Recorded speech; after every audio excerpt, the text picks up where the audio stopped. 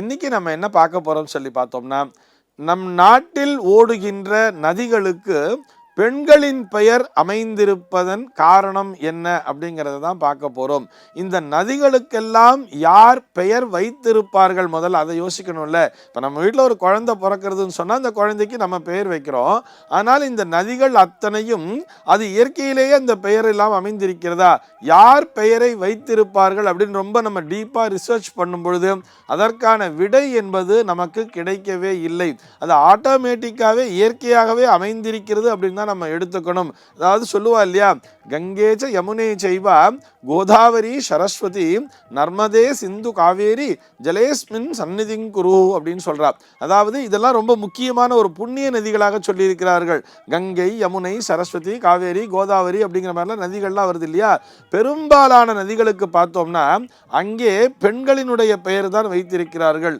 இல்லையே சார், கிருஷ்ணா நதின்னு ஒரு நதி இருக்கே, அதற்கு நம்ம கிருஷ்ணான்னு சொல்லி ஆணுடைய பெயர் தானே வைத்திருக்கிறோம் அப்படின்னு சொல்லி நம்ம கேட்கலாம். ஆனால் அந்த கிருஷ்ணா என்கின்ற வார்த்தைக்கு அது ஆணினுடைய பெயர் என்று எடுத்துக்கொள்ள முடியாது. அதாவது அது கிருஷ்ணா அப்படின்னு சொன்ன அது ஒரு கருமையான நிறம் என்று பொருள். அந்த ஆரம்பத்திலே அந்த நதி ஓடி வரும்பொழுது அந்த கருநீல நிறத்திலே காட்சி அளித்ததனால் அதற்கு கிருஷ்ணா நதி என்று பெயர். ஆனால் நதிகள் அத்தனையுமே பெண்பால் பெயர்களில் தான் அழைக்கப்படுகிறது. அந்த நதிகளை பெண்பாலாகத்தான் கருதுகிறார்கள். இதற்கு காரணம் என்னன்னு சொல்லி பார்த்தோம்னா, அந்த பொறுமை அப்படிங்கிற ஒரு வார்த்தை இருக்கு இல்லையா. இந்த பொறுமை என்பது பெண்களினுடைய அடிப்படை குணமாக பார்க்கப்படுகிறது. இந்த நதிகள் அத்தனையுமே பொறுமையின் சிகரமாகவே பார்க்கப்படுகிறது. சார் என்ன சார் சொல்கிறேன், நதியில் தானே வெள்ளம் பாஞ்சு வருது, நதியில் வெள்ளம் வரும்போது நம்மளால் தாங்க முடியலையே, நீங்கள் போய் நதியை போய் பொறுமைசாலின்னு சொல்கிறீங்களே அப்படிங்கிற கொஸ்டின்லாம் நமக்கு வரலாம். ஆனால் அந்த பார்ட்டை அப்படியே வச்சுடுங்க. நதி அப்படிங்கிற ஒரு விஷயத்தை யோசிச்சு பாருங்க. இந்த நதி அதாவது நீரினை பாய்ச்சுகிறது அல்லவா, நீரின்றி அமையாது உலகுன்னு சொல்லியிருக்கா. நீர்தான் இந்த உலகத்திலே அத்தனை ஜீவராசிகளுக்குமே ஆதார சக்தியாக செயல்படுகிறது, அடிப்படை சக்தியாகவே செயல்படுகிறது இந்த நீர் தான். அந்த நீரினை தருவது இந்த நதிகள். இது ஒரு பார்ட். இதே மாதிரி நதிகளைப் போலவே இன்னொரு விஷயத்தையும் நம்ம ஒரு பெண்பால் பெயர்ல தான் அழைப்போம். அது எதுன்னு சொல்லி பார்த்தோம்னா இந்த பூமி அப்படின்னு எடுத்துக்கலாம். பூமி தாய் அப்படின்னு சொல்றோம், பாரத மாதா அப்படின்னு சொல்றோம். நாம் வசிக்கின்ற அந்த பகுதியை கூட, அந்த பூமியை கூட பூமி தாய் என்றுதான் நாம் பெண்பாலாகத்தான் உருவகப்படுத்துகிறோம். ஏன் என்று சொன்னால் இந்த பூமியும் கூட ஒரு பொறுமையின் சிகரம்தான். நம்ம வள்ளுவ பெருந்தகை அழகா சொல்லுவாரே, அகழ்வாரை தாங்கும் நிலம் போல தம்மை இகழ்வாரை பொறுத்தல் தலை அப்படின்னு சொல்லுவா இல்லையா. அந்த பொறுமையுடைமை அப்படின்னு வரும் பொழுது அதாவது ஒரு நிலம் எவ்வளவு பொறுமையாக இருக்கிறதோ, ஒரு பூமி என்பது எத்தனை பொறுமைசாலியாக இருக்கிறதோ அப்படி நாமும் இருக்க வேண்டும் அப்படின்னு சொல்றார்.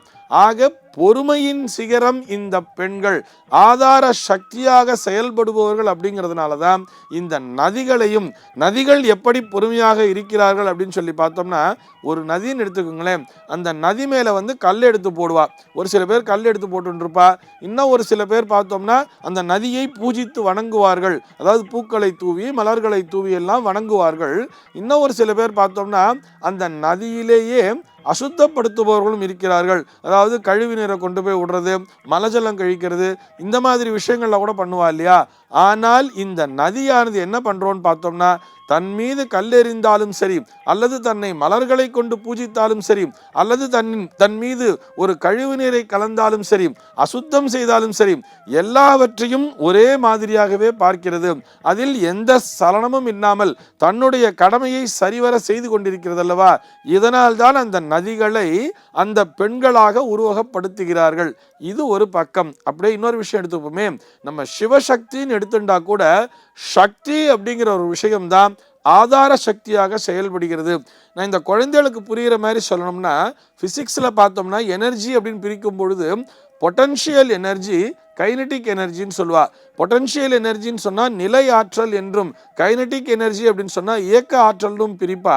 இந்த பொட்டன்ஷியல் எனர்ஜியாக, அந்த நிலை ஆற்றலாக எந்த காலத்திலுமே தங்களுடைய கடமையிலிருந்து வழுவாது ஒரு ஸ்திரமாக இருந்து கொண்டு செயல்படுபவை எதுன்னு பார்த்தோம்னா இந்த நதிகளும் இந்த பூமியும் தான். அதனால்தான் நம்ம நாட்டில் தான் இந்த ஸ்பெஷாலிட்டி. நம்ம நாட்டில் மட்டும்தான் நம்ம என்ன பண்ணுறோம், பூமாதேவியே தாயாக பார்க்கிறோம், நம்முடைய தேசத்தையே ஒரு மாதாவாக நாம் பார்க்கிறோம், பாரத மாதா அப்படின்னு சொல்கிறோம். அதே மாதிரி நதிகளை கூட பெண்களின் சொரூபமாகவே வணங்கி கொண்டிருக்கிறோம்னு சொன்னால் அவர்கள் மூலமாகத்தான், இந்த பெண்களின் மூலமாகத்தான் நமக்கு ஆகாரம் என்பதே கிடைக்கிறது. அடிப்படையில் ஒரு சக்தியானது, ஒரு எனர்ஜியானது இந்த பெண்களால் தான் நமக்கு கிடைக்கிறது என்கின்ற அந்த உண்மையை நாம் எப்பொழுதும் புரிந்து கொள்ள வேண்டும் என்பதற்காகத்தான் நமக்கு இந்த நீர்வளத்தை தரக்கூடிய நதிகள் அத்தனையுமே பெண்களாகவே பாவிக்கப்படுகிறார்கள். அந்த மாதிரி அந்த பெண்களுக்கான விசேஷ பூஜைகளை கூட அந்த நதிக்கரையிலே வைத்து செய்வது, அதே மாதிரி இந்த திருமாங்கல்ய சரடு மாற்றிக்கிறது, இந்த மாதிரி ஒரு ஸ்பெஷலான திங்ஸ் அத்தனையுமே எங்கே வச்சிருப்பான்னு பார்த்தோம்னா அந்த நதிக்கரையிலேயே வைத்திருக்கிறார்கள். அதற்கு காரணம் என்னன்னு சொன்னால், நம் வீட்டு பெண்களுக்கும் இந்த நதிகளைப் போலவே அந்த பொறுமை என்பது வந்து சேர வேண்டும். அந்த நதிகளைப் போலவே இவர்களும் நம் வாழ்வினை வளப்படுத்த வேண்டும் என்பதற்காக இந்த மாதிரி ஃபங்க்ஷன், அந்த பூஜைகள் எல்லாமே சொல்லி வச்சிருக்கா இல்லையா. ஆக நம் வீட்டு பெண்களையும் நாம் போற்ற வேண்டும். அந்த நதிகளை போற்றுவது போலவே இவர்கள்தான் ஆதார சக்தி என்பதை புரிந்து கொண்டு செயல்படும் பொழுது நம்முடைய இல்லங்களிலே என்றென்றும் மகிழ்ச்சி என்பது நீடித்திருக்கும். சர்வே ஜனாஹ சுகினோ பவந்து.